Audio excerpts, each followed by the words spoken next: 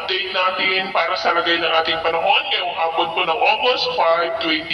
2024 na kung saan sa ngayon ay patuloy pa rin na mayroong tatlong weather disturbances na nasa northeastern part po ng ating bansa. Dalawa po dyan ay nandito na sa loob ng ating area of responsibility, ang 93W at 91W, habang ang 94W naman ay nananatili pa rin na nasa labas po ng ating area of responsibility. At base naman po sa datos ng GMA, ang 91W na nandito sa loob ng ating area of responsibility ay isa na pong mahinang bagyo,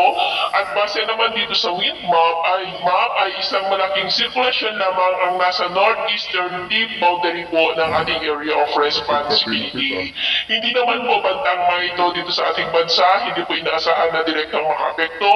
maliban po sa patuloy lamang nilang hahatakin ang habagat na siya naman pong magpapaulan sa ilang bahagi po ng ating bansa hanggang po sa mga susunod pa na araw. At sa ating long range forecast ay consistent pa rin naman na walang bagyo na namamataan na tatawid po dito sa ating kalupaan hanggang po sa susunod na 2 linggo. At sa lagay ng ating panahon ngayong hapon, dahil po sa habagat ay muulap pa rin ang kalangitan with isolated light to heavy rains sa ilang bahagi ng Ilocos Region, Cordillera, ilang bahagi ng Cagayan Valley, Central Luzon, Metro Manila, ilang bahagi ng Calabar Zone, Mimaropa, Bicol Region,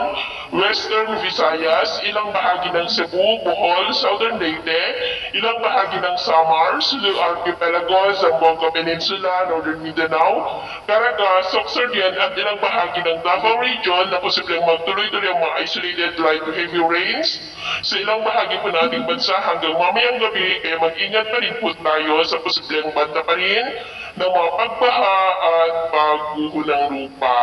At sa atin naman po mga baybayin, wala po tayong nakataas na namang gale warning signals, pero ba yung pag-ingat lamang po kung papalaot tayo para po mas makaiwas sa mga sakunang pangkaragatan.